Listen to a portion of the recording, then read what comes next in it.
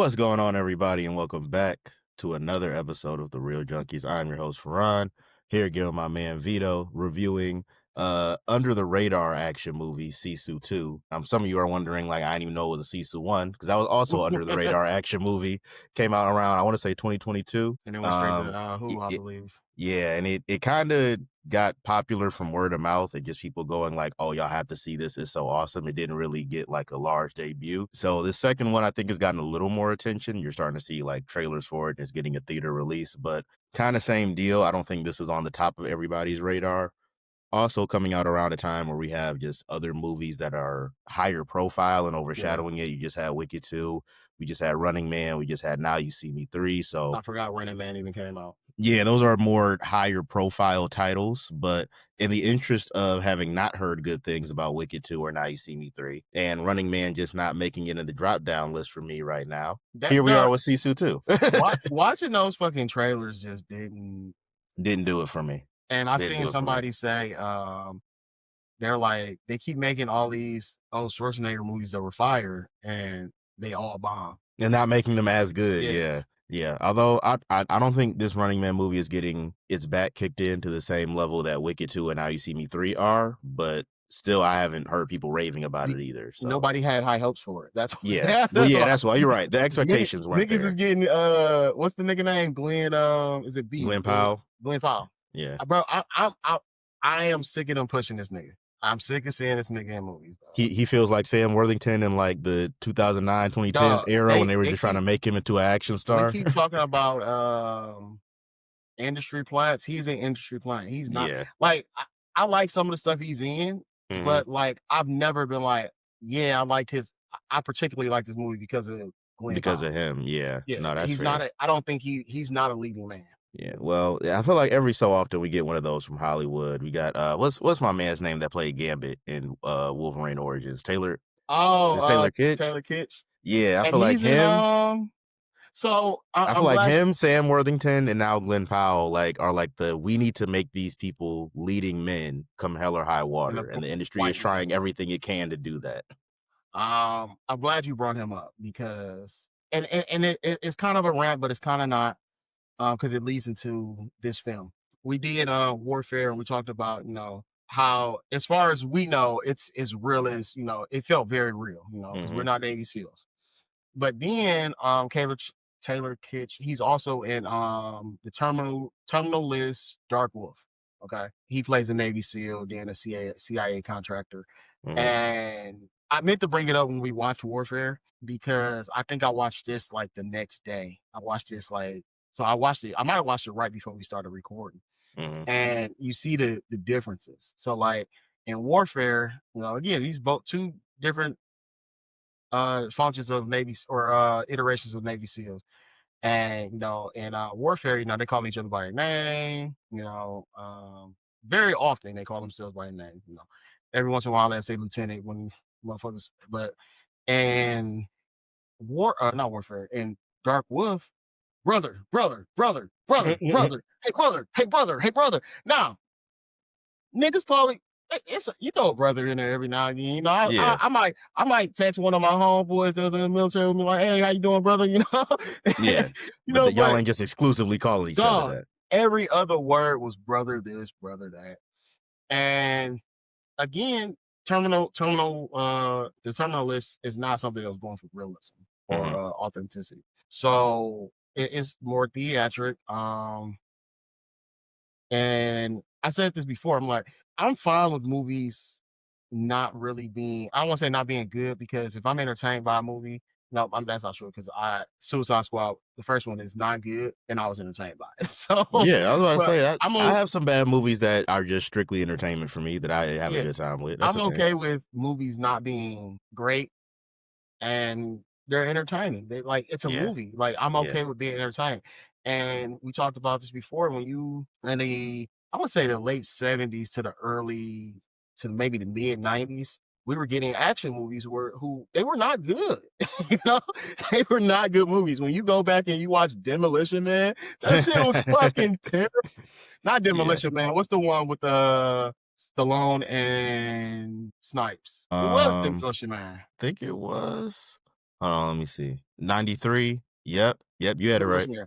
So Yep. You had it that is right. not a good movie, dog, but it was entertaining and shit. When you looking at and Schwarzenegger had a bunch of them. I love True Lies, bro. That was my favorite movie growing up. Shout out to True Lies. Not I a do good movie. think, I do think that like there's definitely sort of like a love letter to those 80s, 90s over the top, really like campy, Mhm. really bad one-liners and just unrealistic action sequences. This Sisu feels like a love letter Yeah. to those movies. Did It you get a definitely chance to watch the does. first one? I did, yes. Okay, so Yes. we can those we can we don't have to touch on it deeply, but it's going so I just give a brief overview for Sisu so we can jump to Sisu 2. This is at the towards the end of World War II. He's in they're Finnish, so he's in Finland, and Hmm. the main character who get his name because they rarely they say I don't think they ever they say his name once, I believe, and then Yeah. they call him another name. It goes by his moniker. And he's like hunting for gold, and then on his way back home, he comes across a Nazi patrol. You know, they're going home and they stop and they're like, one guy's like, I'm gonna shoot him. His commanding officer's like, no, he on his way to death anyway. On his way back, he comes across another patrol and they about to rob his ass if they found out he got gold. You chose the wrong And motherfucker to rob.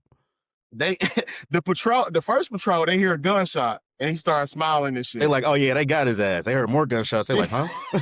Yeah, another gunshot. So the whole first movie is, you know, they find out like, oh, he got gold. We about to get his ass. So the whole movie is these Nazis chasing him to get the gold. They end up getting the gold, and then the second or the latter part of the movie is him coming back to kill their asses and To get get his his shit gold back. back. Yeah. And the way, like I said, the love letter to the action movies, like at one point towards the end of the movie, there's a plane crash and he's not in a parachute and he like straps himself up He against the straps back of the himself in. plane or the back of something that's at the front of the plane. And motherfucker survives this. All you know, his gold is all on this plane, so he gets all his gold and shit. But at one point, they did they get his ID or something? I don't think maybe Yeah. his passport. And they radio like, hey, you know, we need some information on this guy. And they basically tell him like, hey, he's a Finnish commando. He has over 300 kills. They said, you know, his basically his origin story. You know, back in however long ago, I don't know, 2 3 years ago, um, a Nazi unit came to town, It was a killed Soviet unit, everybody. actually. Yeah. They did say so. Yeah, yeah, Soviet Yeah. Union. I'm sorry. Yeah. It was a Soviet Union came to town, killed everybody, and they chopped up his family, his wife, his two sons. The youngest son was like two, I think they said. They Yeah. chopped them up with shovels, and I don't. They made it a point to say iron shovels. So I don't They know. did. They I were don't. very I don't. specific. I don't know. You know, they only said it once in this one, but in the second one, they said it multiple times. Yeah. So I'm hoping in Sisu 3 now we we get a We don't need to reason. drive that point home But no more. We they get it. really like they chopped their family up in bits and pieces. And that's how he became like he just started going on a rampage. Yeah. So basically at the end of this movie, he gets his goal and he goes in the bank. And I think that's the only time we hear him speak in this movie in That's the Sisu only 1 the is only when he line of goes, dialogue. he puts the Yes. gold, he dumps it out on the counter in the bank and goes, well, first before he goes in the bank, the niggas that are guarding the bank see him walking up and they get nervous. Yeah, Niggas they like, covered huh? in blood, look half on death, and he's like large bills. It's easy. It's lighter or easier to transport, some Easier to shit like that. carry, yeah. That is his only lines. The rest of the movie, you know, you have the characters speak, the antagonist speaking throughout the movie. You have the back. I don't want to say background. I would say supporting characters. They were speaking throughout the movie. This nigga don't say nothing until it comes to his money. Some things I glossed over is this man should have been dead multiple times. Multiple. He was Oh, don't hung worry. at They carry that over into this one. yeah, and That doesn't stop. he was hung at one point for hours before nigga's still alive. There's at least Um, 3 different scenes where by the end of it, I was like, this movie should be yeah, over because he should be dead. yeah.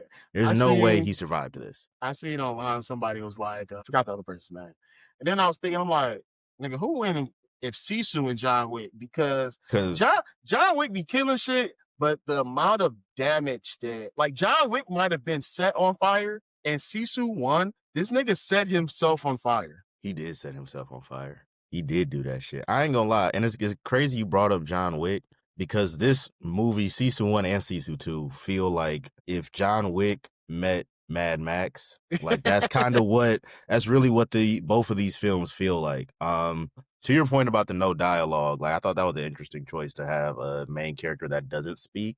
And you really kind of have his, I guess, his aura or his lore described by the antagonist. Really, the antagonists are the only ones who speak throughout the first and second movie.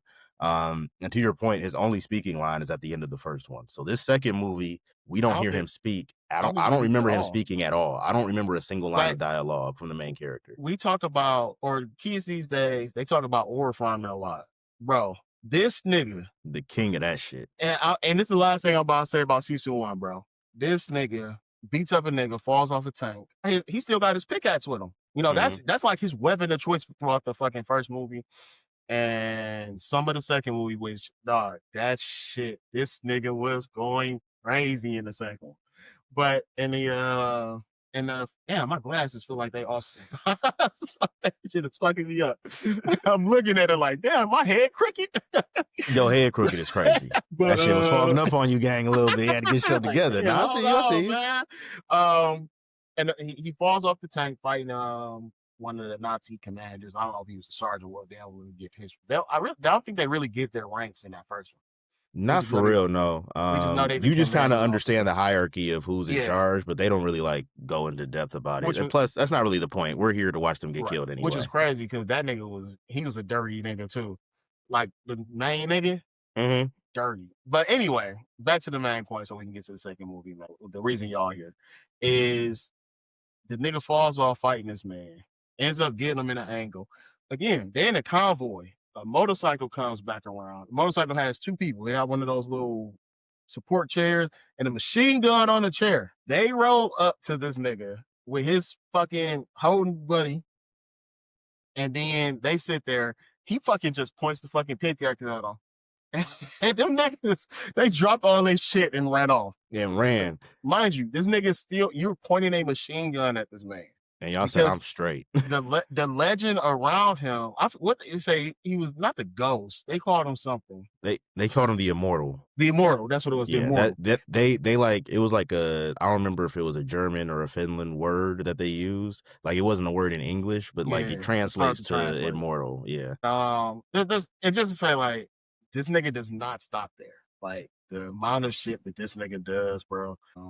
It's one scene in the second one where I'm just like, bro, I would have been playing dead. Yeah, like the situations he gets himself in and out of throughout the first and second one, the movie sets it up as in this oh, one, you talking about if he was the ops? Yeah, I would have played dead, bro. I'm not. No, y'all I'm just not see what fucking this with him. nigga, one nigga who's on the brink of death, did all of this. Absolutely not. I'm not fucking with him. Yeah, this is definitely for those of you who are fans of like those one-man army type of movies, which I think why John Wick is so popular. Because I think that genre is, especially if you're an action fan, that's something that people really, gravitate towards. This is that to the extreme. This is peak one-man army action movie type of stuff in this one, especially the second one. And to your point, the second one, like, so the first one is more just about his general journey with this gold, right? The gold is like the main piece, and you get a little bit about his backstory, but that's really only to set up like the antagonist viewpoint of him. Yeah. Like you need to understand who he is, so you understand why the antagonists have to approach him the way they do, because it's like, oh shit, this isn't just some regular traveler. Like this dude is a serious threat. The second one is a lot more personal. To your point, like it dives deeper into the backstory of his family and how his family got killed. And there's actually getting into Stephen Lang's character. Because Stephen Lang is in the second one. Stephen Lang is. Which, hold on one second. I just want to point out most of these actors are like European, so like Finnish, Swedish, Russian. Like Stephen Lang is really the only the only actor who, like, if you watch American movies, you would recognize. He's the only actor in this one, really, that shit was would so stand wild out. to me.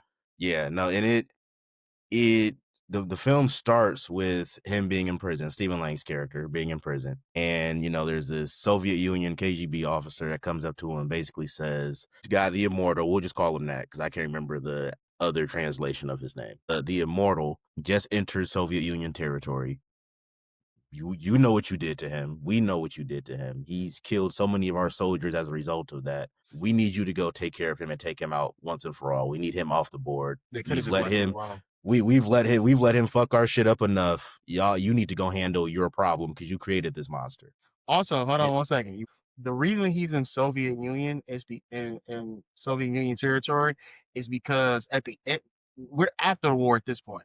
After it's World the War end of World War II, II. Finland had to give up some territory to the Soviet Union, and Yes. his His old house is place of now on residence the Soviet is Union the side of the wall. Yes. The old house that his family was raised in is now the part of Finland that's in Soviet territory now. His house is on that side. So he has because to go into Soviet territory. And what he does is kind of badass. I'm I not was gonna lie. confused, bro. At first, I'm confused. I'm like, why would he even be going back here? And then I'm like, oh, he's rebuilding it. Then I'm He like, literally oh broke his no, house. He literally broke down his house, nigga, loaded up all the wood, foundation, everything onto this truck, and he's about to transport it back to Finland to rebuild the house. I was like, y'all need to insane. leave this man alone. This is a level of dedication I don't think y'all want to fuck with. Leave This him nigga alone. was done. All y'all had to do was leave this nigga alone. He was driving back to Finland. He wasn't even about to bother y'all no more. He was about to retire, build his house back up, and just live out his days and die of old age in the house he had with his family. He just But wanted what to they live do? in peace. Just live in peace and die of old age. Y'all should have just left him alone. But no, y'all had to go fucking with this boy. So now here we are, Sisu 2, of him killing more Soviet Union soldiers. And I And ain't gonna lie, the action sequences in this second one are a lot more over the top. yeah. Like this one feels a lot So more like a this Mad one, Max than the first one so does. and it was funny because it's like the name of it is Sisu 2 Road to Revenge, or it might just be Sisu Road to Revenge. The Mm-hmm. first one mostly takes place on a road almost the entirety of the film. So this one, Road to Revenge, is like, okay, so 100% what you said, Mad Max, because some of the shit that happened to her, and I don't want to jump ahead, but the fucking tank, The tank, the motorcycles. There's like so many sequences where I'm like, y'all watched Mad Max before you wrote this script. I can see dog, it. that shit was, and Stephen Lane's character throughout all of this, and so he's so like, I love a. I already said this before. I think when we were watching some of the Marvel movies, is Mm-hmm. I hate that they keep trying to make these villains relatable to us. Like again, fucking what's his Killmonger. I'm still mad that motherfuckers is trying to say he's not a villain. Where obviously, bro, this nigga's choking up old women because he's trying to destroy their culture. And niggas say Definitely a he's not a villain. villain. So, but I love a good villain, and we have some good villains. Like there are terrible people in this world, especially during the time of the World War II, and it translates. Yeah. Niggas is just evil to be evil, bro. Yeah. They don't always have Um, to have a motive that's like, oh, I connect with, or at least I understand where they're coming from. Like, no, sometimes they're just pieces of shit. And that's just and what it is. and 100% everybody that's in charge of killing him, because first they want him dead, and 100%, you know, I understand that. We want this nigga. I would have wanted the nigga dead too. You kill 300 of my niggas, By and yourself. and you in my hood, nigga. You need to Hey, kill go. this nigga, bro, Yeah. before he get back to the other side. But they are terrible people. Stephen Lane's character, which we can get into that later, but this nigga is a piece of shit. Oh, he's horrible. he was Like a there's a scene in here, and I don't want to, go too deep into it. Granted, the story in this movie is nothing complex. It's very simple. So like when I say spoilers, I'm just more so talking about like the action set pieces and I what think happened that's in I them. think that's the That's really action where the pieces are more so. spoilers I think the are. story we could tell pretty Yeah, well. the story there. This movie is it's a very simple, straightforward action like plot point. It's nothing too complex in this. But there's a scene in this movie with Stephen Lang's character where he goes like, I've killed so many people. I like really don't even remember. I just remember screaming Mhm. and begging, a lot of begging. Like, but the specific details, they just, they're just not there anymore. And I'm like, how much of a piece of shit do you have to be? And he makes it a point to clarify men, women, and children. Women, Like, yes, men, women, he and makes children. he makes it a point like I've killed many women and children. Yeah, like several. And I remember the begging and the screaming, but the specific faces and the moments, yeah, they just kind of come and go. And I'm like, that's wild to me. But I'm glad the film did that because, like you said, The story in this is very straightforward. So you need little, and the pacing in it is so fast paced. Like the once the action hits in this, it keeps It going, and there's keeps not going really a lot of downtime. So the intense. little moments you do have to help the audience understand the characters a little bit is useful because we don't get that much of that in this movie, right? So those little moments with Stephen Lang's character where he kind of gets to describe his experiences gives you, granted, you know he's a piece of shit to start the movie because you know what he did, but hearing his perspective on it and hearing him describe it really drives the point home to the audience of like, oh no, this dude is pure evil. Like there's not an ounce of, good or just any redeemable qualities. He's just straight evil. And hearing it, I think without that dialogue, you don't really get that point driven home to the audience as much when it comes to him. I also think that going through the whole movie, I'm glad that they didn't try too hard to introduce many more characters that we had Yeah, to really pay attention to, as because the first one had more characters who had more important screen time and dialogue.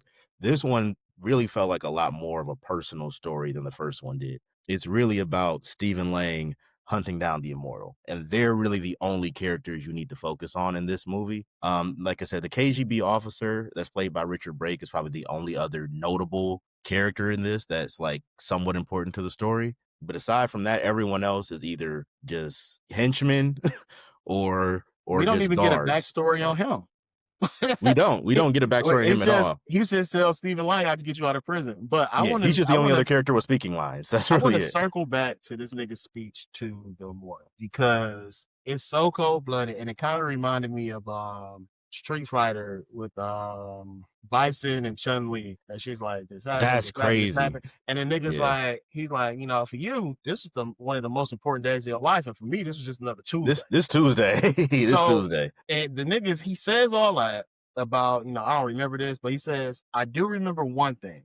He says a little boy around so much, he's like, I remember you or so, because a little Mhm. boy around whatever age produces a knife out of nowhere and tries to kill me. He said he almost took my eye out. And then, he says all this, he talks about killing them, and then the nigga goes and we chop him up with iron shows. And I think before this part happened, there was another scene where he was talking about what happened, and he said, "We did this to save bullets." He's like, Yes. "We knew Yep. the war's being brutal to us, and we needed to save bullets." So they chopped a bunch of people up and dug, and they were. He said they were dog food. They were food for the dogs. Like yo, Like, bro, you not talking about this only nigga family right now. like Like, you, yo. you were a monster for killing women and children because that's most. It was women, children, and then like the elderly man that Yeah. didn't go to war. You were so terrible. Like you couldn't just leave it at killing them. You had to dismember them and then And feed feed them them to to animals. dogs. And he might have said other animal. I don't remember though. But the nigga's lines were so brutal, and like everything he's doing throughout the movie, you see how bad of a person he is. Though, like even to his own men, he's ready and willingly sacrificing them throughout the movie. Yeah, I mean, but you understand why, because it's like the movie sets up he's already evil, and they've set up that um because he's in prison, like him killing the immortal is his ticket to freedom. That's how it's been set up to him. Like we will give you your life back. This is essentially what the Soviet officer tells him. We will give you your life back if you kill him. Only if you kill him. So he's already internally motivated. Like, I'm not going back. So I'm either going to kill you or die trying. And I'm going to use any means, any person I need to sacrifice, doesn't matter. I'm going to make this happen because I'm obtaining my freedom come hell or high water. And that point is really driven home once the action hits in this movie. You see, as soon as the immortal solves one problem, boom, here comes another one that's bigger than the last problem you just solved. And now you solve that problem. All right, now I'm sending this after you. And this is going to be harder than the last problem you solved. It's literally just nonstop. And that's really the part that kind of feels like John Wick, especially the part where, after John Wick gets in trouble with the Continental and now all the assassins are after him. It feels like once he kills one person, now he's got to kill Mhm. three. Now they can kill three people. Now you got to kill 17. It's kind of a similar plot point structure in this. It's nonstop and it keeps moving between one obstacle to the next. And there's a part we forgot to mention. There is another reason why this feels like John Wick. It's because this man has a dog with him the entire Uh, time. And I was it's, gonna it's I was gonna bring it up because I just remembered the tank part, yes. and I want to know: is this the same dog from the first one? Yeah, it's the same dog. Same dog from the first movie. This dog done been through it, y'all. This dog done been through some shit. How the dog, forget the immortal, how the dog is still alive is really the most unrealistic part of this movie, because this dog should have been taken up out of here a few times. And to let y'all know that he comes across the dog because the Soviet that like I said, the second patrol and the first one that he comes upon, I think they were just taking a break, but then they were like fucking with the dog. They're like, man, shoot the dog, shoot the dog, shoot the dog, shoot the dog. They like shoot him and the dog. He kills the first nigga. They're like, all right, good. Now shoot the dog. Just shoot the dog. Barking. Man, that's when he kills everybody. Not a dog just following him. The dog's following him. So the last time we see the dog in the first one is after he survives the hanging, wildly enough, and the 2 additional Nazis that come up.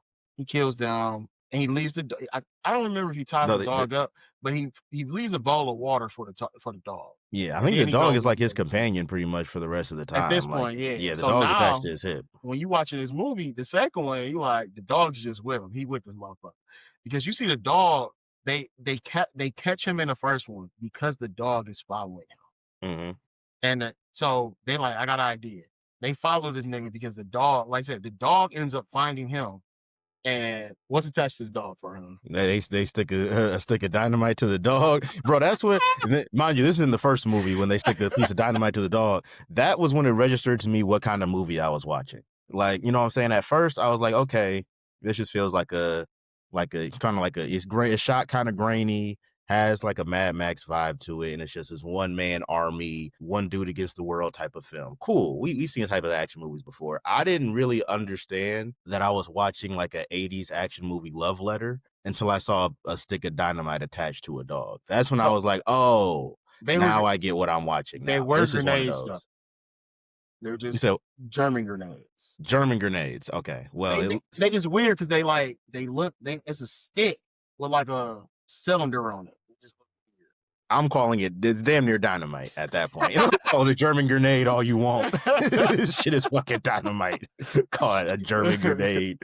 No, but I mean, yeah, it's a German grenade. Fair enough. But I do think that this movie, it works because it knows what it is. It understands its audience. It understands what you came here to see. It doesn't try to, fit outside of the box it's in. And that can work for me. Not every movie needs to be an Oscar contender with deep character development to be good. If you want to be an over-the-top action movie with great action sequences and just nonstop from start to finish, brutalization and great kills, cool. But just understand that that's what you are. That's why everybody loves the Fast and Furious franchise. All right. I'm not even going to dignify that with a response. But to your point, though, that is why Fast and Furious works, is because it knows what it is. Whether you like Fast and Furious or not, the reason Fast and Furious works is because it knows its audience, it plays to that audience, and it sticks within its lane. Even if it is going too over the top at times, it understands that's what you came for, and it understands that's the audience expectation.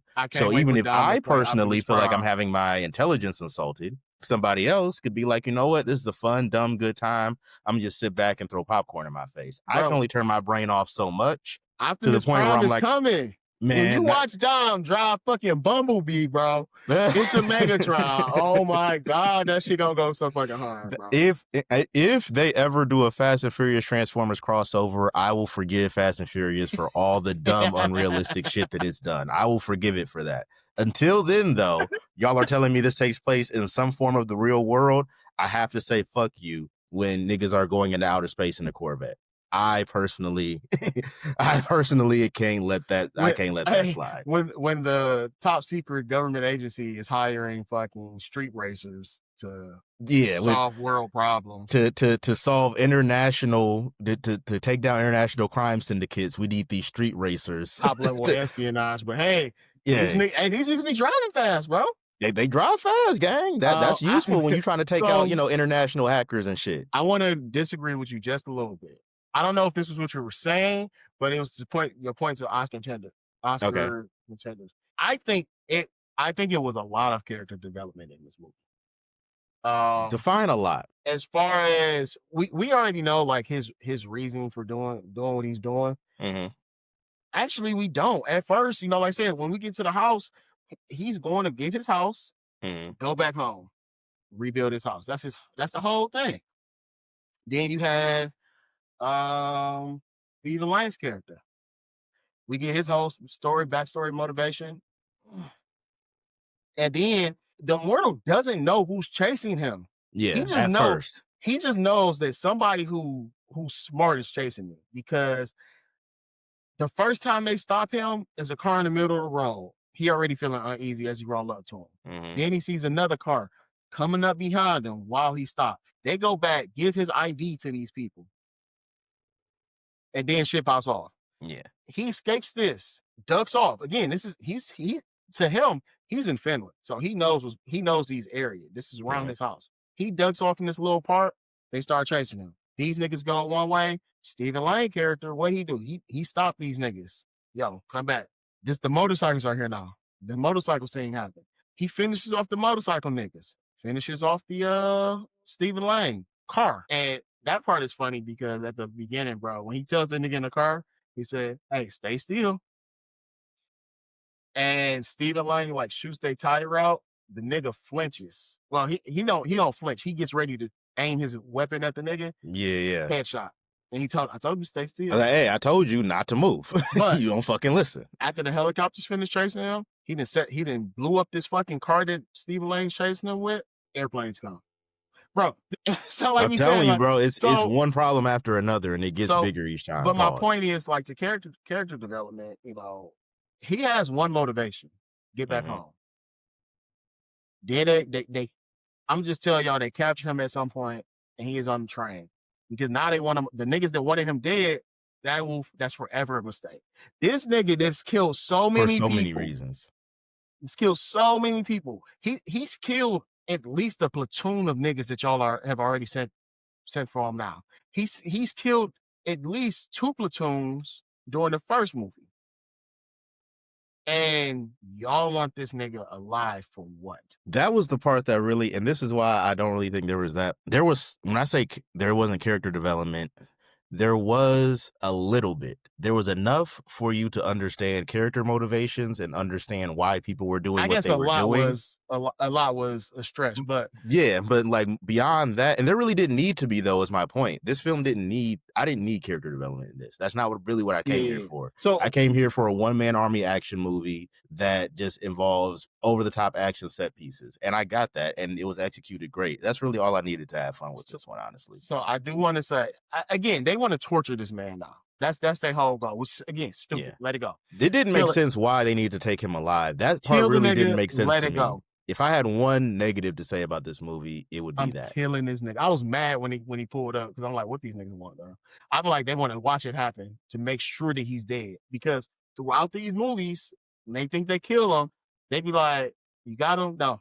You see the body? They like, no, we got this. He like, all right, you found the body? No. No.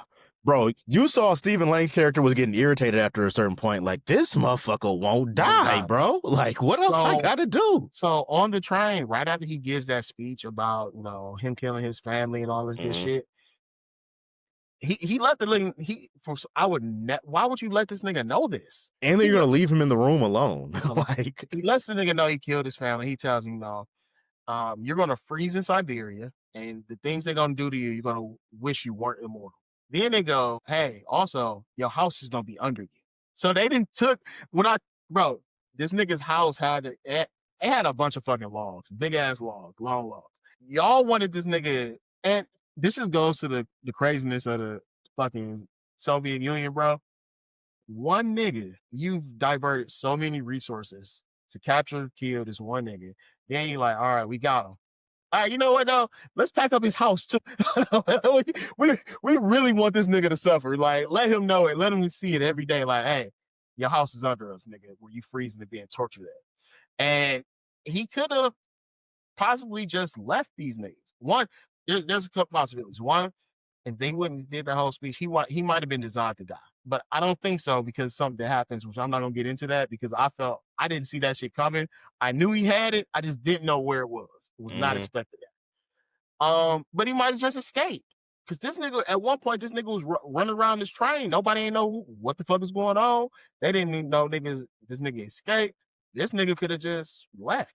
but now I have to kill this nigga, bro. It's like now it's like, you know what, you didn't told You me all of gotta this, die. you gotta die. Like, even if I once again, even if I die trying, you gotta die. And that's really where the road to revenge part comes in. Cause it was, and another part of just the story structure we didn't talk about was this movie, similar to the first one, is told in chapters. Yeah. And Yeah. each chapter is based on whatever obstacle he's dealing with at that point. So when you get to this last chapter and he's just hell bent on killing Stephen Lang, like that's to me where this film, to me, that was the best part of this movie, honestly. Like all the action set pieces before that were really cool. That train scene was the most Oh, locked in and engaged I man. was throughout. And this movie is not that long. It's only like an hour, I want to 28, support it with 29 one minutes. part, dog, on the train. He comes on this, he goes into a train car, sees a bunch of niggas sneaking, sneaks through this part perfectly, closes the door, opens another door, bunch of other niggas sleeping. So now you gotta sneak through the shit again. Nigga looks at him, wakes up, looks at him. He pushes this nigga right up, stabs him up real quick, bro. He didn't already threw his pickaxe at a nigga face. Nigga dead. So now he's still sneaking through. Then this nigga get busy again. I'm not gonna go more into detail because, like I said, the main parts of this movie that I think even if spoiled, you would enjoy it if you like action movies. But Yes. to experience these shits, like I think even telling you that part is like it gives some shit away because I didn't know what he was about. Yeah. First of all, I would have killed the nigga under him too, just You feel me? Just to be safe. But you know, hey. precautions. But he lost a lot of blood. They've been beat, bro. When we see this nigga on the train, they were whipping this nigga with it's like a whip. It's some type of extension cord that they turn on, and the end of it gets electrified, so it's heated up. They were whipping this nigga with this just because. Just cause. Like there's no Yeah, rhyme or yeah, reason. No, I do think the way he was able to maneuver through that train, given what he had already been through at yeah. that point, was that in of itself was impressive. But then to see what he goes on to do, like from there on out, like Vito said, y'all just got to experience it. If you are a fan of action movies in any way, shape, or form, Sisu and Sisu Road to Revenge are definitely recommended watches. Don't go in there expecting anything deep or Right. complex. Don't go in there expecting great character stories. There's some cool character moments in the first one and the second one. More so the second one. I think the second one had stronger character moments. I don't know, But man. It's a scene in the first one I liked a lot with the ladies. the Cause ladies had the best that character shit was moments in the like, first hey, you one. You're like, right. yo, these niggas just chilling. Got rolled up on. Yeah, the ladies had the cool character moments in the first one. I'll give you that. They were probably like, as far as characters that the audience was able to connect with a little bit more. Because once again, the main character doesn't speak. So as far as And characters you could connect with, the ladies that the Nazis had in prison were really like the characters where it's like, all right, outside of the main character, we got other characters we can connect to in this movie now. This movie doesn't really have that because it's really just the Immortal and then Stephen Lang. It's really their story exclusively. yeah, But the character moments that they both have, particularly Stephen Lang's character, I thought were stronger than the character moments we got in the first one. But even still, regardless, it's a minor praise. You know what I'm saying? Because that's not really the part of this movie that makes it yeah, good. Like what makes this movie great is the action set pieces, it's the nonstop pace, and it's just the straight, unapologetic nature of this movie saying, this is what we are. We are a love letter to them old Dolph Lundgren, Sylvester Stallone, Arnold Schwarzenegger, Jean-Claude Van Damme movies. And if that's what you came here to see, you're going to have a good time. And if you require more from us than that, go watch something else. I That's pretty will much what this say, is. to you, like I said, love. So, you said John Wick slash Mad Mad Max. Max, I would yes. say With like John Wick Quentin slash. Tarantino action That's sequences. exactly what I was gonna say. That directed by fucking Quentin Tarantino because the first Yes. when I seen and during the first movie when I seen the chapter one, I'm like, it's not gonna be that many chapters, not that much happening. But I think it was like 6 or 7 chapters in the first one and this one. Yeah. When I Yeah. seen the second chapter come up, I was like, okay, this is some Quentin Tarantino shit. Because in Yes. a lot of Quentin Tarantino films, the first chapter is usually very slow. It's very slow, nothing's happening. It's just setting the scene, really. And Hmm. sometimes you don't have a main character speaking at that point. It Hmm. just so happened that this nigga don't talk at all, you know. Yeah. So it definitely had a Tarantino feel to it at points, like I said, especially with the action on in this one. I think the nigga was just this nigga be getting busy with that pickaxe, bro. With the Bro, first one, going it was his weapon stupid. of choice because he was actually using it as a tool at the beginning of the movie. And this one, it was just laying around, which It's a yeah. it's really like cheesy and goofy, but like I don't give a fuck because the nigga was going crazy with that motherfucker. He was going nuts. So we didn't get a chance to review the first one. So when you give your rating, go ahead and tell us how you would rate the first one, Okay. and then what your rating for this one would be. I usually give a whole thing. So I'll say for the first one, man, at one point the nigga was about to give up on the dog. He'd say fuck it.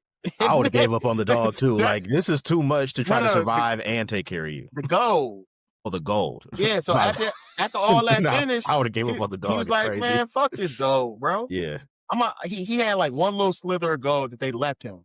Yeah. And you see it, and he's like, again, he doesn't say shit, but he has a realization like, man, fuck this shit, bro. These niggas don't know who I am.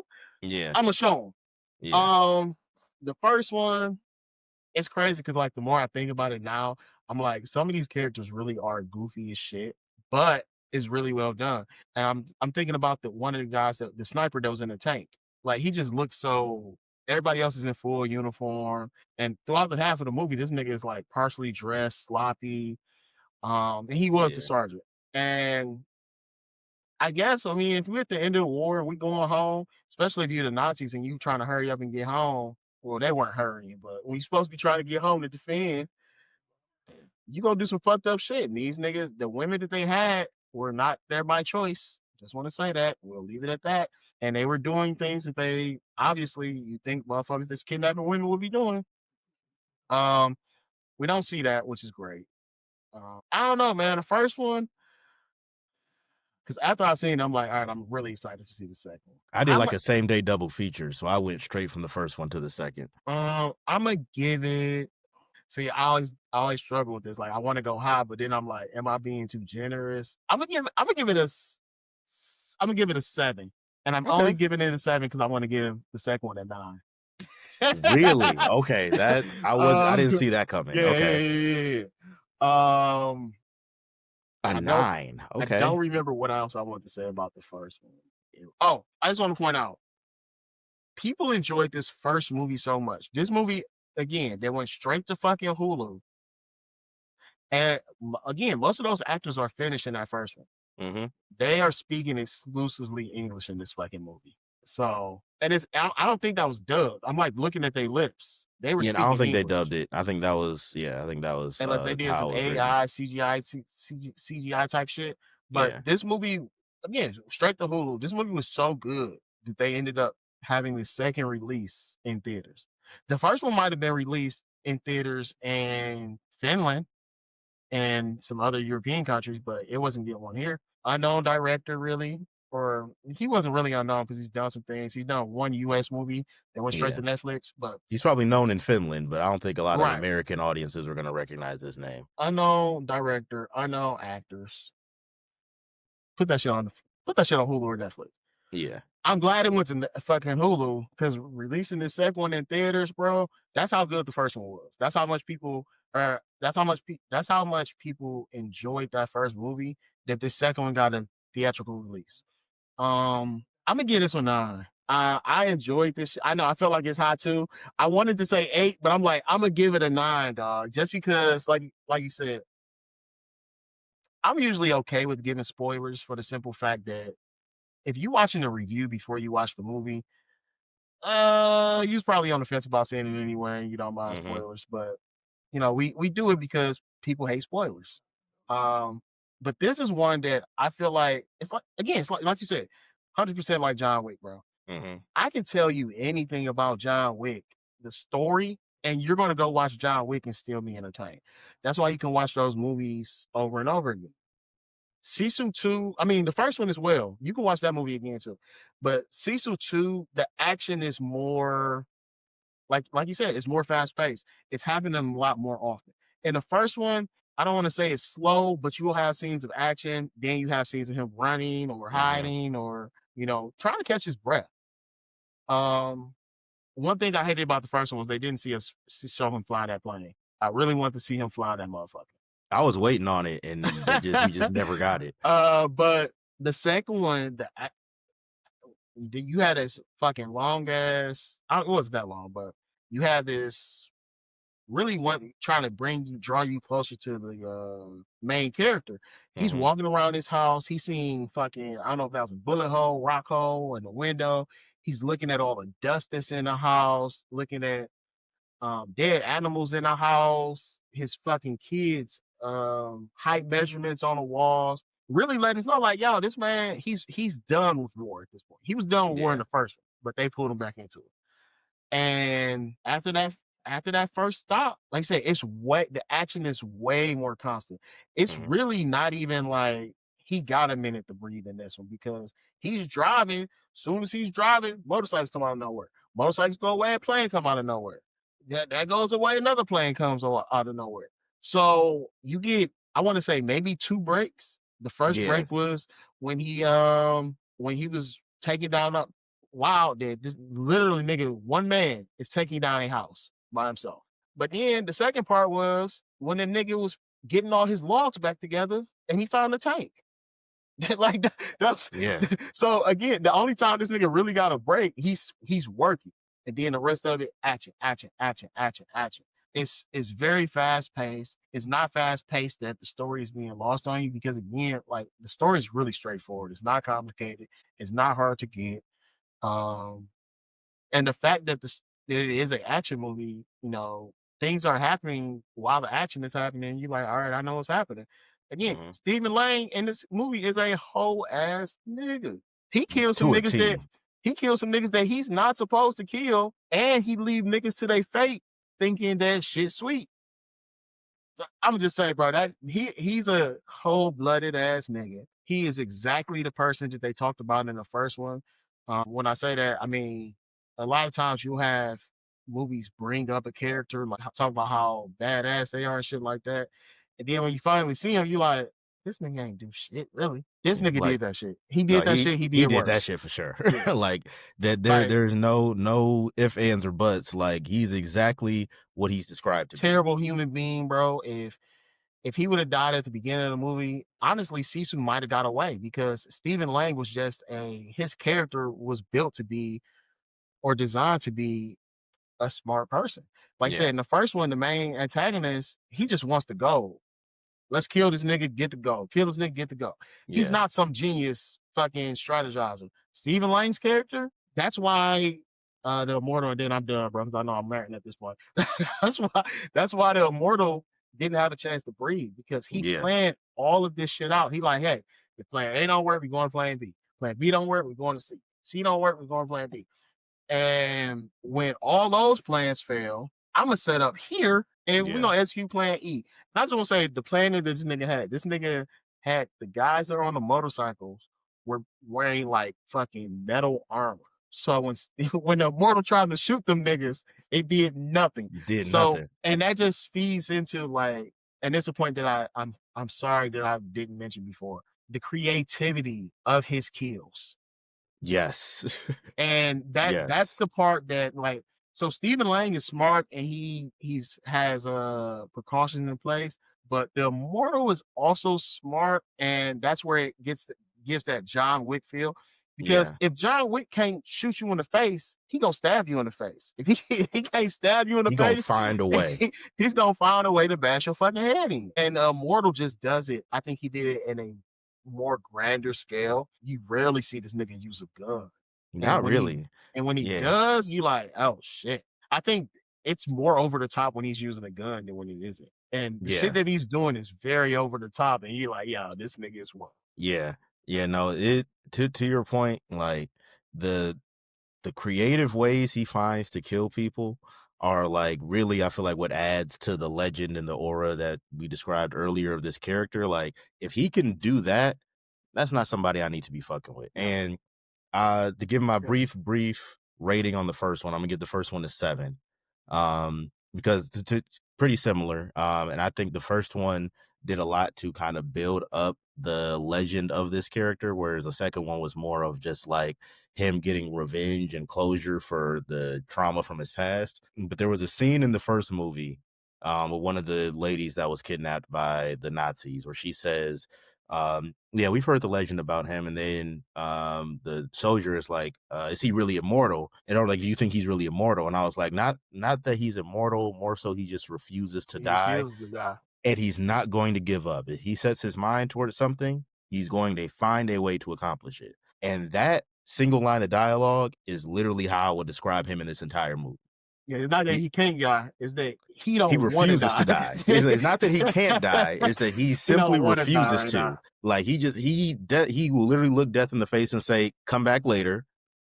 I'm not rocking with you yet." And death will be like, "All right, bet I'll come back in a minute." And that's I literally how this forgot movie all plays about out. that. They were asking, Yes. they like, "You think he's dead?" It's like, "Is he really immortal?" Yeah. He's like, it's not that he's immortal, he literally just refuses to die. And that plays out over and over and over again in this second film, and it's enjoyable every single time it happens.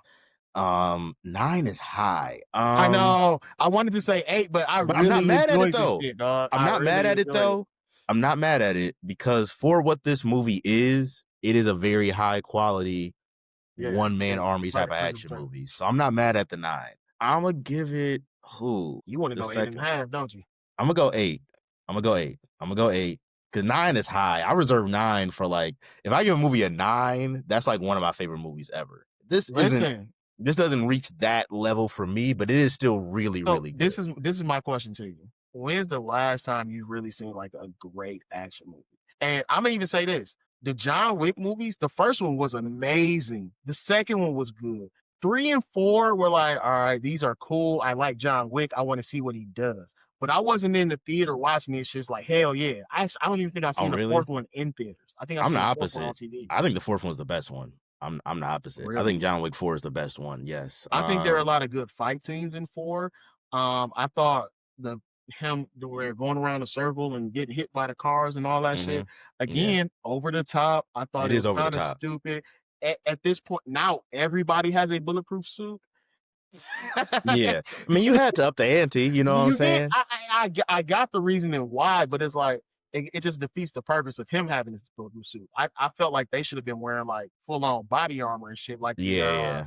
the guys in was it 3 when Yeah, they that was ran 3 into the when they Continental? came to the They should have hotel, been wearing yeah. full on, but they just wearing regular ass suits, taking fucking machine guns and niggas getting hit by cars, standing up, walking away. I just wasn't as excited to see them anymore. Even Yeah, yeah. Ballerina, I was like, all right, I want to watch this movie because I'm interested in the world of John Wick, not as much as like what's happening anymore.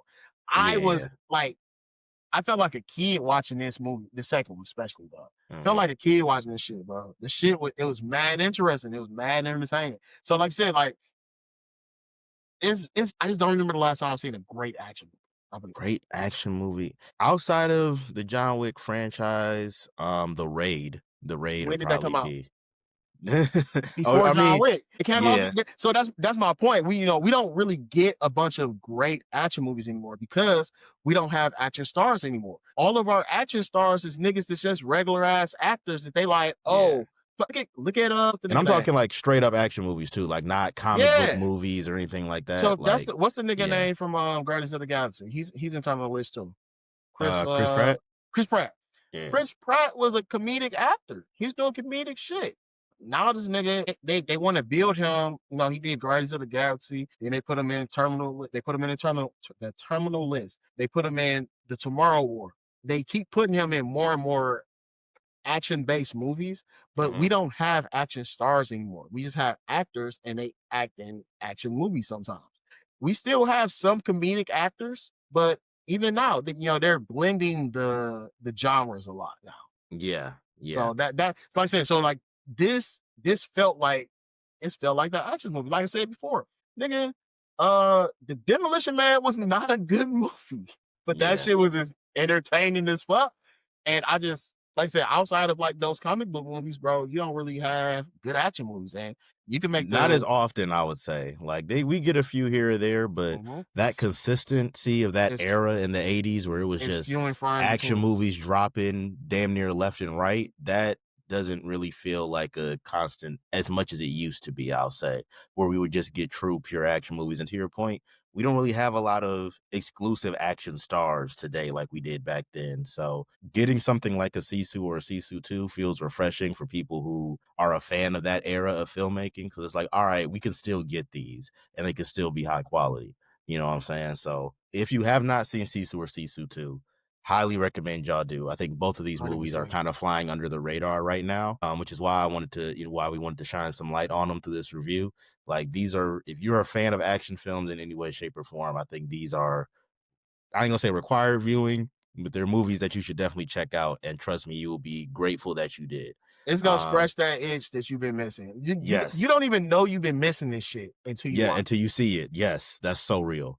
But yes, please, if you haven't had a chance to, go see Sisu 1 and then immediately go see Sisu 2. They're not long. Both movies are about an hour and a half, it. so Yeah. should be Season able to one's on knock both Hulu. out. Yes, Sisu 1's on Hulu. The 2 is still in theaters. So yes, please go check those out when you have a chance. Always continue to like, comment, subscribe. We appreciate all the support here at the Real Junkies. And until next time, this has been the Real Junkies. Peace.